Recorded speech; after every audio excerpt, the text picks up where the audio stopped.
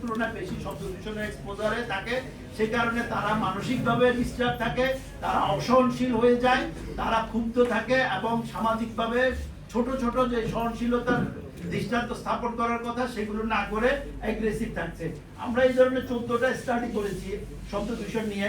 প্রথম স্টাডিটা আমরা সবার আগে করেছিলাম যে ট্রাফিক পুলিশের উপর। আমরা দেখেছি যে সেখানে প্রায় 11 ভাগ ট্রাফিক পুলিশ বলছে যে তারা কানে শুনছে না, এত বেশি শব্দ দূষণ।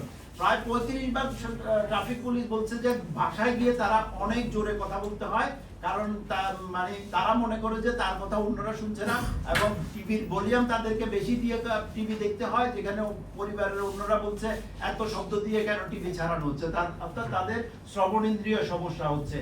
আমরা এরপরে দেখেছিলাম যে সরকার একের পর এক নীরব এলাকা ঘোষণা করা হয়েছে। সচিবালয় 4-5টা নীরব এলাকা, এই প্রেস ক্লাবের সামনের এলাকা, মৎস্য ভবনের এলাকা, এই এলাকাটা নীরব এলাকা, জাতীয় সংসদের এলাকা নীরব এলাকা, প্রধানমন্ত্রীর কার্যালয়ে নীরব এলাকা, আগারগাঁও নীরব এলাকা।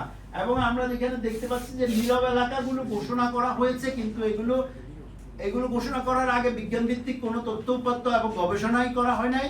নীরব এলাকা ঘোষণা করার পরে কি পরিবর্তন হয়েছে সরকারের পক্ষ থেকে সেটাও জানানো হয় নাই, এবং এরপরেও কিন্তু একটার পর একটা নীরব এলাকা ঘোষণা করা হয়। আমাদের প্রশ্ন হলো যে কোন বিশেষজ্ঞদের সাথে কথা বলে এই নীরব এলাকাগুলো ঘোষণা করা হচ্ছে এবং এগুলো ইমপ্লিমেন্টেশনের জন্য কাজ করা হচ্ছে। শাহজালাল আন্তর্জাতিক বিমানবন্দরের 3 কিলোমিটারকে নীরব এলাকা ঘোষণা করা হয়েছে।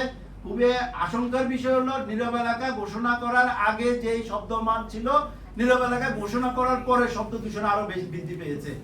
এই ট্রেন্ডটা আমরা অলমোস্ট 5টা এলাকাতেই দেখতে পেয়েছি। এটির কারণ হলো মাঝে মধ্যে সেখানে মোবাইল কোড করা হয়, কোনো রকম পূর্ববর্তী ঘোষণা দেওয়া হয় না, ফলে পিছনের লাইন ধরে যায়, লাইন ধরে গেলে আরো হর্ন দিতে থাকে। আরেকটা বিষয় হলো যে নীরব এলাকা যে এটা ঘোষণা করা হয়েছে, কোনো চিহ্ন থাকে না যে এটা নীরব এলাকা। আমরা এটার একটা টাস্ক ফোর্স গঠন করা হয়েছিল, সেখানে বলেছি রাস্তায় কালারটা চেঞ্জ করার বিষয়ে আমরা সর্বসম্মতভাবে এগ্রি করেছিলাম, কিন্তু সেই কালারটা কিন্তু চেঞ্জ করা না, অর্থাৎ কেউ তো বুঝতে হবে যে এই এলাকাতে হর্ন দেওয়া যাবে না। একটা সুখবর হলো মাননীয় প্রতিমন্ত্রী মহোদয়ের উপস্থিতিতে আমাদের দক্ষিণের মেয়র প্রশাসক মহোদয় ঘোষণা করেছেন বেলি রোডকে যদি আমরা এই ধরনের কালার কোডিং করে নীরব এলাকা ঘোষণা করতে চাই এবং একটা হোলিস্টিক এনভায়রনমেন্টাল অ্যাসেসমেন্ট করতে চাই, সিটি কর্পোরেশন সহযোগিতা করবেন। আমি মাননীয় পরিবেশ প্রতিমন্ত্রী মহোদয়েরও সহযোগিতা চাচ্ছি, কারণ পরিবেশ অধিদপ্তরকে এখানে এগিয়ে আসতে হবে।